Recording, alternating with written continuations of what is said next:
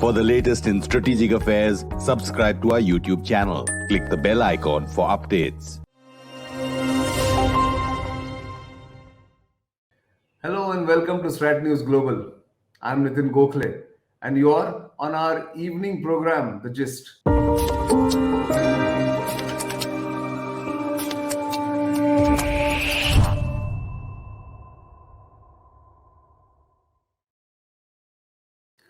On The Gist today, in a run-up to the party congress of the Chinese Communist Party, which is scheduled to be held in Beijing, there is going to be a major conference that the world will be focused on.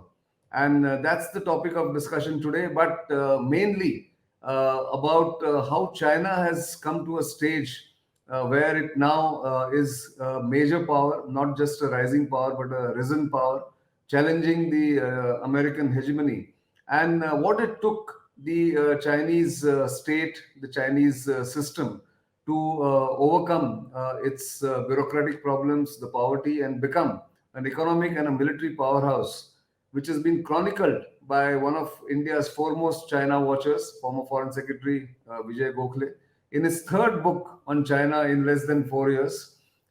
This is called After Tiananmen, The Rise of China. It is yet to hit the market, but I'm happy to say that he is joining us on this chat, mainly to speak about this book, but also probably take a look at what the Communist Party of China's 20th Party Congress might have in store for the world. Welcome to this program, Vijay, and thank you very much for your time. Thank you for having me on the program, Nitin. This book is your third in the series of books you have written on China. The first was, of course, on the Tiananmen incident in 1989. And then you wrote about, the second book was titled The Long Game. And now you said, after Tiananmen, The Rise of China, what it took China to come to this stage from 1992, or let's say from 1978 onwards, but basically from 1992 to 2012. How did they become a very progressive and I would say very big economy? So why did you choose to focus on this period, the period between 1992 and 2012 is what I would like to know. Yeah, thank you, Nitin. When I retired from public service in 2020, I decided that I wanted to focus on studying and writing about China, because for all intents and purposes, this country is going to matter to every Indian citizen, irrespective of whether she or he is in government, in the military, in business, in culture, in the media, or in any other field. And I felt that there was a lack of good information on China by Indian for an Indian, and therefore my objective is to fill that gap. The period 1990 to 2012 is an extremely important period in Chinese history.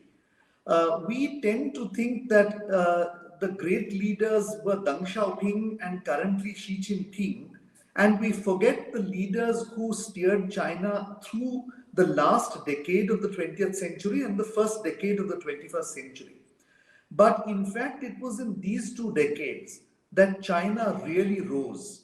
Its GDP quadrupled, its military strength grew substantially, its diplomatic influence across the world grew by leaps and bounds. And my book is the story of why it happened, how these decisions were taken, what sort of risk arose, how that was managed. And what I have done, as you have probably read, Nitin, is that I have used stories to illustrate the various points that I want to make.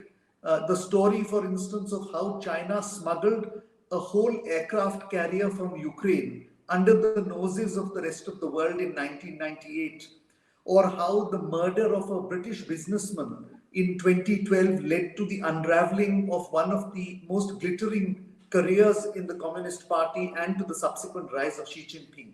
And the idea is I really want young Indians to read this book in an easy and interesting way.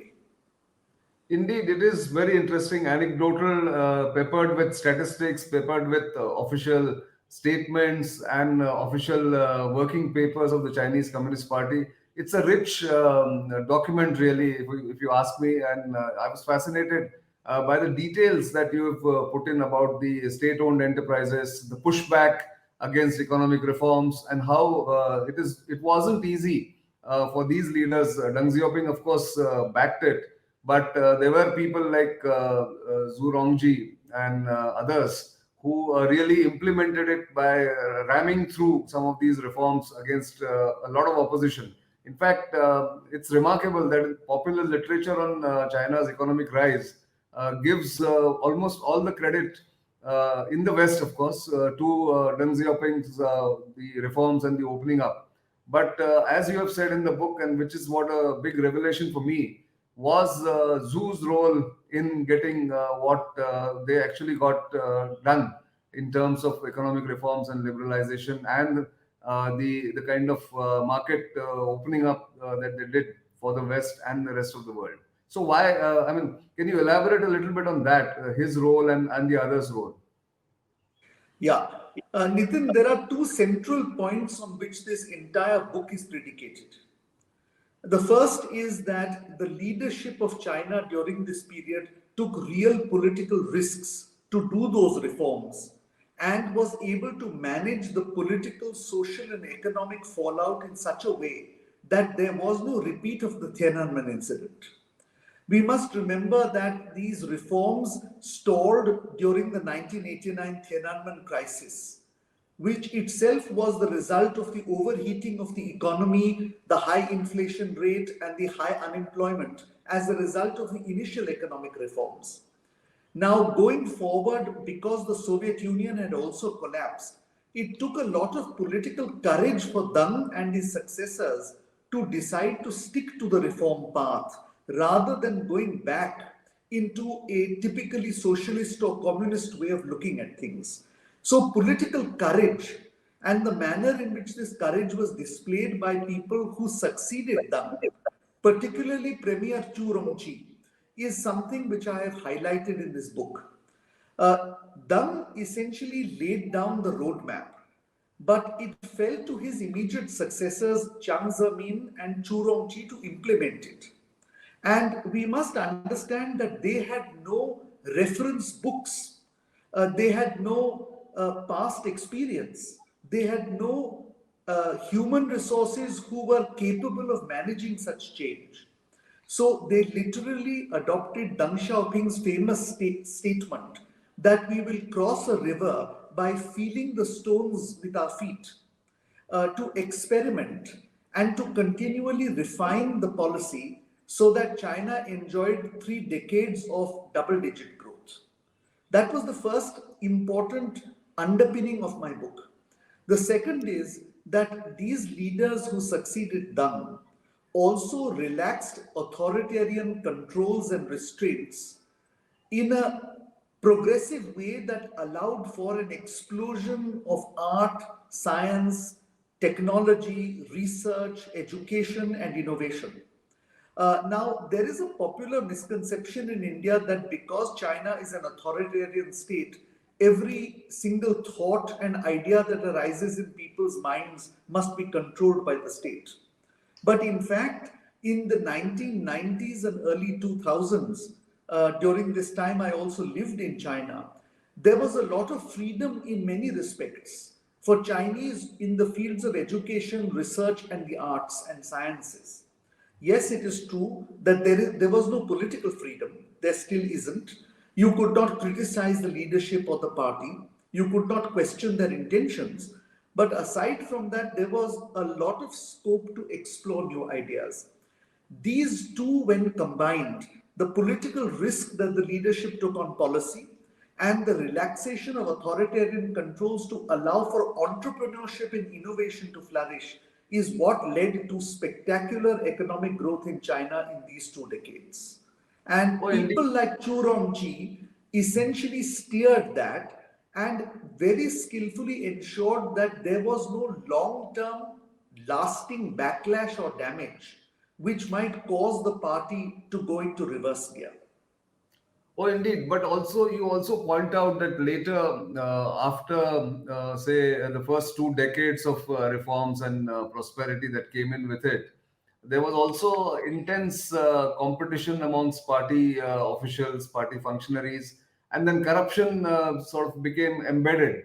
And I think you highlight Bo Xilai's rise and fall, spectacular rise and fall in 2012 that you referred to, the murder of the British citizen, and his subsequent fall, and of course, rise of Xi Jinping, where he is today. Even that fallout would have been also noticed by the party. Also, the kind of haves and have-nots groups created in China. How did the later leaders like Hu Jintao manage to overcome those gaps or those problems within the society? All policy has fallout. Some of it is positive, but there is always inevitably a negative fallout as well.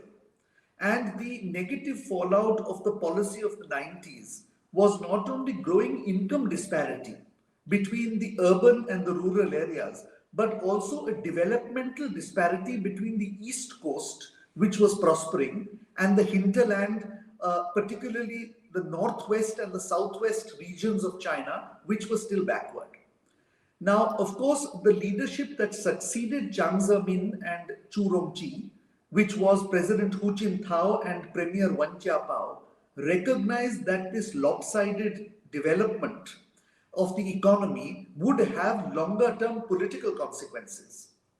And the Communist Party's greatest worry is social instability leading to a challenge to its authority. Therefore, President Hu Jintao and Premier Wen Jiabao began to adjust policy by talking of harmonious society and introducing welfare measures into the economy. This was the time that a safety net began to be created for urban workers and to a limited extent for rural workers.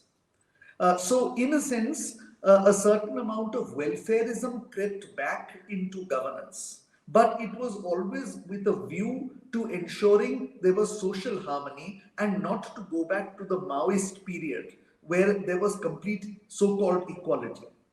The other, of course, downside was corruption, and that too is inevitable in a liberalizing society.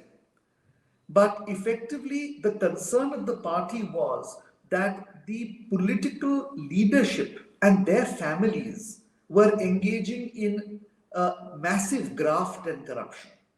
And that beyond a point, this was not only harming the national economy, it was proving to be a challenge to the Communist Party itself. And therefore, in a sense, Xi Jinping inherited, of course, a vibrant economy, but he also inherited these downsides. And some of his initial policies are explained by the fact that he needed to deal with them. So the anti-corruption campaign, for instance, the move away from measuring economic success simply in terms of GDP growth to using the measures of quality of life. These were all brought in by Xi Jinping to ensure a more fairer society. Of course, we do know that towards the second term, what has happened is it has become a sort of almost like a bureaucratic state.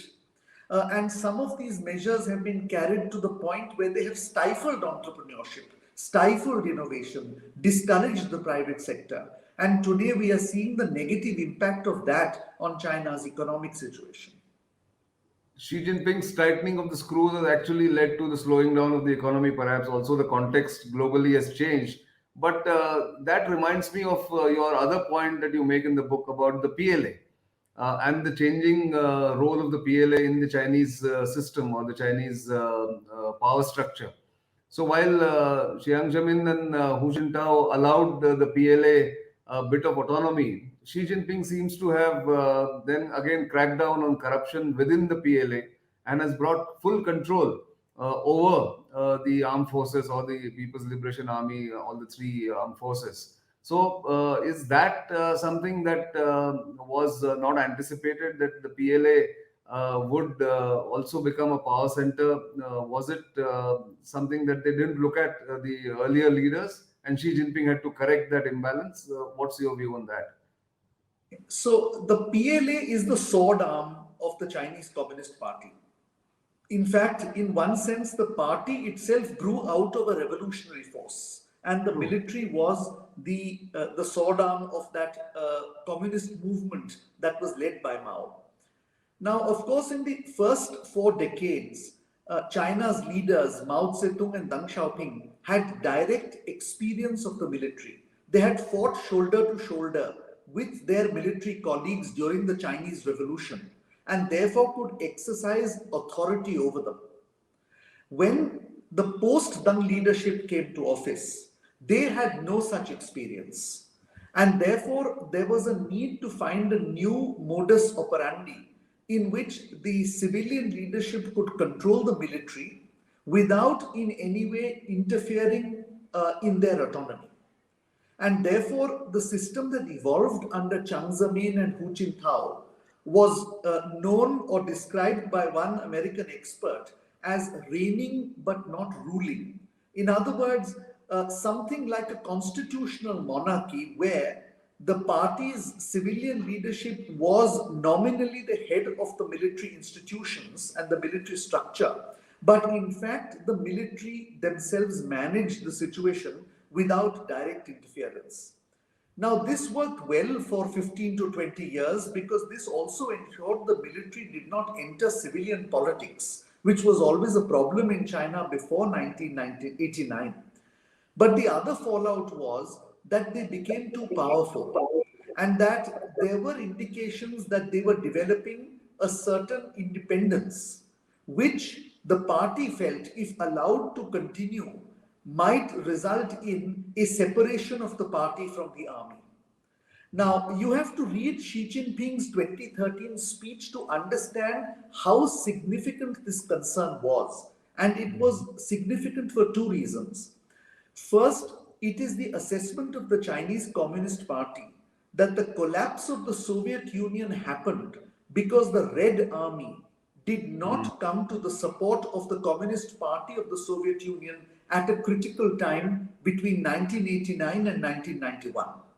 And therefore, there is a determination in the Chinese Communist Party not to let the army get away from being their sword arm. The Right. second was a belief, a second is a belief that the West, by introducing the whole idea of democracy and the rule of law and constitutionalism, intends to actually separate the People's Liberation Army from the party and thereby weaken the party. So the Communist Party sees this as a subversion attempt by the West.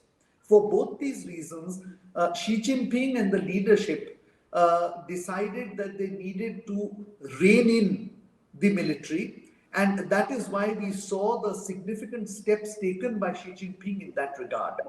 Of course, we have to also admit that there is a certain amount of modernization and professionalization of the armed services also taking place. But we must not forget the political motivation for the new controls on the PLA. So, PLA, of course, you've elaborated very well in the book itself. But there is another aspect which you beautifully bring out as far as the Chinese period between, the Chinese Communist Party's efforts to win over the world is concerned between 1990 and 2010, is the deft diplomacy that they sort of utilized and employed to play the West and get their technology, get their investment into China without raising suspicion or without raising any hackles in the West, despite the West's earlier reservation or the initial reservations about human rights violations and democracy, lack of democracy in China. A bit of that would be useful for our viewers before, of course, they grab a copy of your book. I think that was a very major success as far as the Chinese were concerned. You know, Nitin, I'm constantly amused when a Westerner tells me about human rights violations and the lack of democracy in China. Because I lived there between 1989 and 1992, and again between 1997 and 2000. And during those two stints that I had in China, there was very low bandwidth for the Westerner, the European, the American, the Japanese, or the Canadian to listen to us talking about democracy and human rights. And that was because China was seen as the economic cash cow. Their companies were entering in large numbers because it was a greenfield economy which had virtually not existed as an industrial economy prior to 1980. They were making very significant amounts of profit, and they were very happy at the so-called political stability brought about by one-party rule, because it made business far more predictable than doing business in India. It is only when their economic supremacy in China began to be challenged, because China caught up with them, that in fact they have started pointing out all these infirmities in the Chinese polity. Notwithstanding that, we have to give credit to Deng Xiaoping, Jiang Zemin, and Hu Jintao for their extremely deft diplomacy.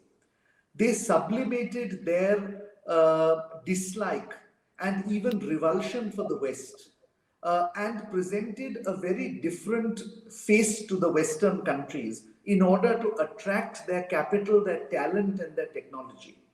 And they very cleverly used various means, including means which we today label as intellectual property rights violations or reverse engineering, to quickly duplicate that technology in order to ensure that they could take a leapfrogging approach and catch up much faster with the West than countries like India have done. Now, in this, they were multi-directional in their diplomacy. With the West, they showed one face. With a large part of the third world, they showed an entirely different face. A face which essentially was one that was more accommodating to the third world than the West, so that they could contrast the West's arrogance with their own willingness to help the third world develop. And as a result, before the West even realized it, they had made huge inroads into areas which were essentially dominated by the West prior to the year 2000.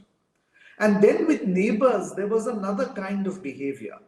There was a low-level coercion, either in a military sense as with India and with Japan, or in a non-military economic sense as with Southeast Asia, which they used to pressurize these countries into accommodating China's rise.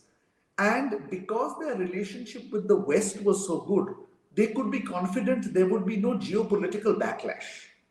So full credit has to be given to the Chinese for their diplomacy, but equally we must call out the West for actually being gullible and for being taken in by the Chinese. And today, if they start preaching the infirmities and the weaknesses of the Chinese system, we ought to remind them that these are the same people whom they were actually praising 2 decades ago. True. In fact, you bring it out beautifully in the book, and of course, we all who watch or look at the geopolitical developments now really know that the West was played, and now the West is really alarmed because, as you mentioned, they've become not just competitors, but they've become a threat in a way to the West's hegemony. That notwithstanding, that brings me to the Chinese attitude towards India and how the political relationship between the two countries developed between these two years that you mentioned, 1990 and of course 2012. Of course, the Rajiv Gandhi visit, the landmark visit of 1988, was the beginning of the thaw. But do you think that the Chinese really did not give enough importance to Indian concerns, or the kind of agreements that you managed to achieve as the Ministry of External Affairs and the Government of India with China between 1993 and 2010? Was that beneficial to both countries? You mentioned in that chapter about the modus vivendi with India. Elaborate a bit on that, and how do you see what they did with India, and what was the benefit that India derived from that period, if at all? Yeah. Well, I think both countries benefited from the mutual arrangements at the end of the Cold War, because we were both, in a sense, born during the Cold War, and therefore had to grapple with a post-Cold War situation in which neither had experience in terms of dealing with international affairs. Now, both were also seeking economic development. Our own reforms had begun in 1991, and therefore it behooved both parties to ensure that there was some peace and tranquility so that they could focus on economic development. To that extent, Prime Minister Rajiv Gandhi's visit and the ensuing agreements in 1993 and 1996 did bring mutual benefit, because it allowed for peace and tranquility in the border areas for at least 2 decades. And that meant that you could, to some extent, reduce your military posture and focus on economic development. It is another matter that China used this time better than we did.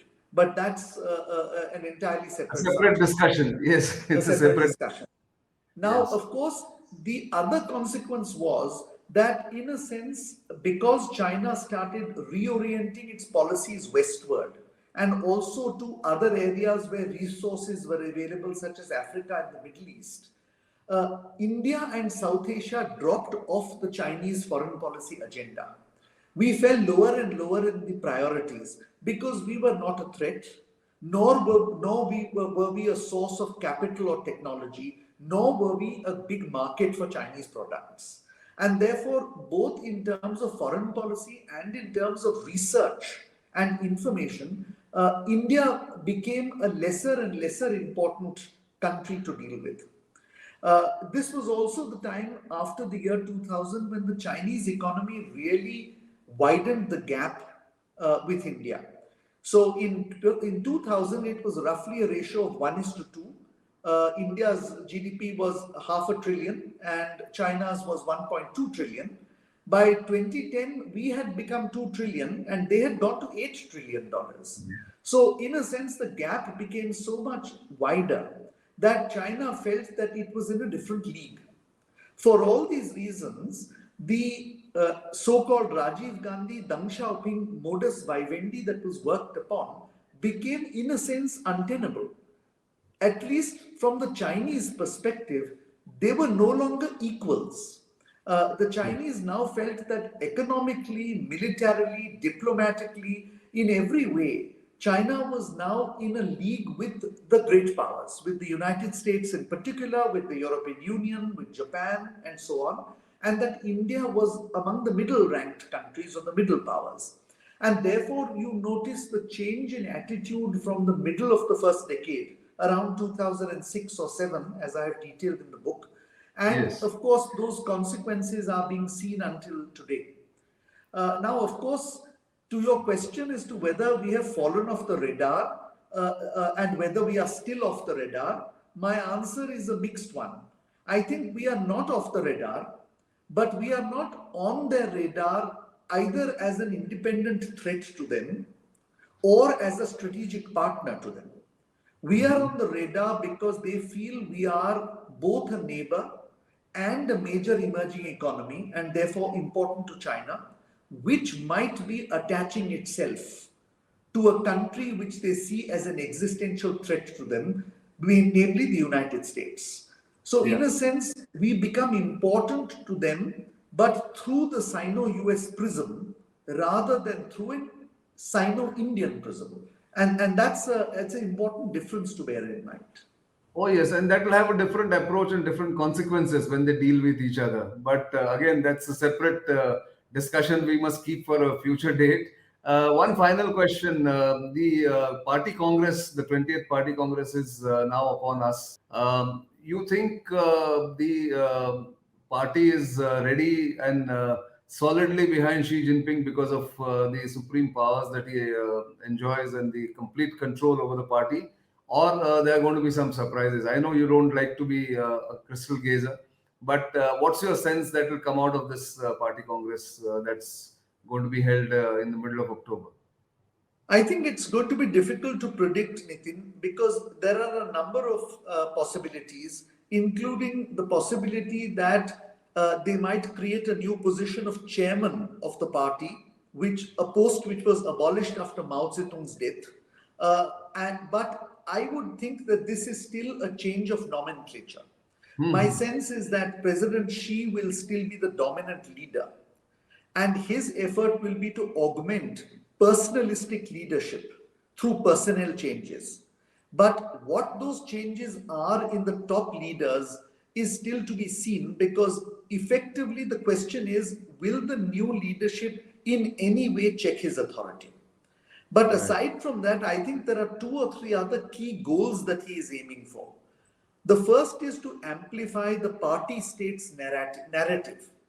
And he has written an article in the flagship journal of the party today. The journal is called Chosher, where he actually talks about the historic mission of the Communist Party in the new era.